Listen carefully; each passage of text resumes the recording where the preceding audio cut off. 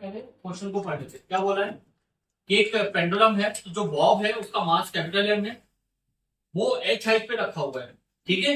मतलब जो lowest bottom point है उससे एच हाइट राइज करके दिया गया है, ठीक है। बोला है कि बॉटम पे स्मॉल पार्टिकल जिसका स्मॉल एम मास है वो रखा हुआ है रेस्ट पे।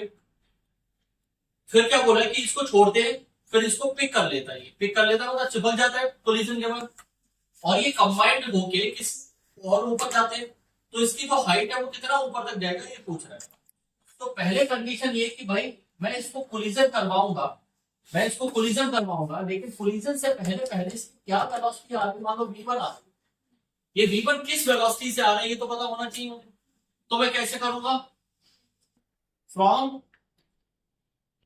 कंजर्वेशन ऑफ एनर्जी, आया ना, कंजर्वेशन ऑफ एनर्जी। आप इसको पॉइंट के फॉर्म में कर दो, ए टू बी, ए से बी के बीच में आप कंजर्वेशन ऑफ एनर्जी लगाए, क्या लगाओगे, क्या होता है भाई K I plus U I equal to K F plus U F, yes और नो।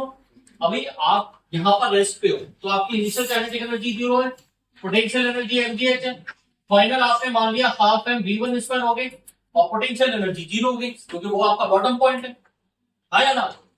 तो इनडायरेक्टली हमने क्या बोला, potential will convert into the kinetic energy, M से एम चला गया, राइट।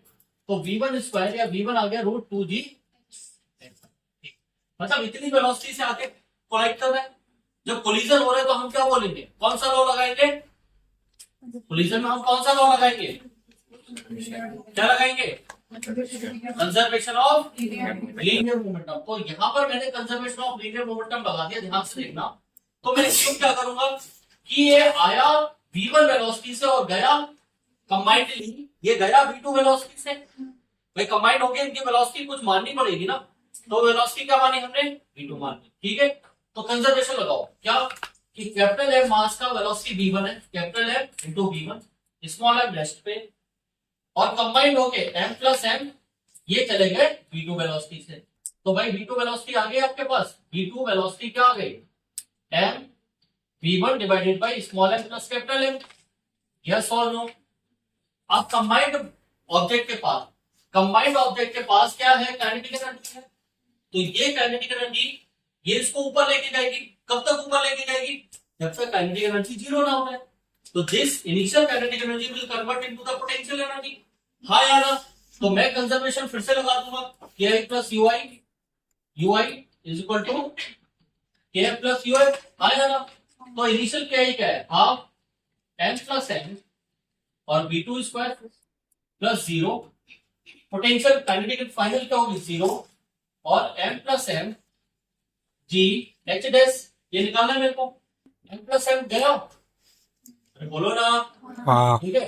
तो एच डैश क्या आ जाएगा, ये आ जाएगा v2 स्क्वायर बाई 2g।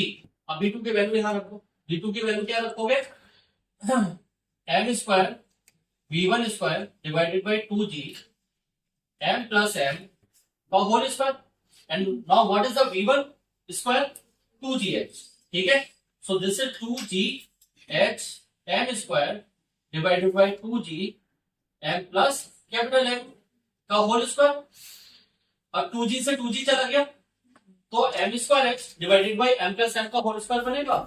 क्या बना फाइनल आंसर, यहां लिख देते हैं।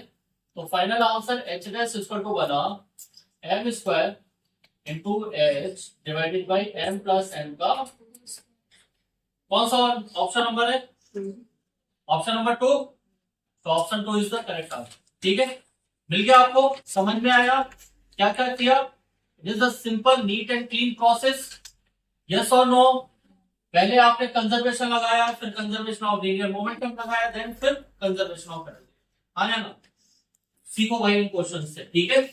इन क्वेश्चंस के थ्रू ही आपका पूरा कॉन्सेप्ट क्लियर होगा, और जेईई मेंस और ये नीट के अच्छे क्वेश्चंस इसी फॉर्मेट में आते हैं। आ गया समझ में।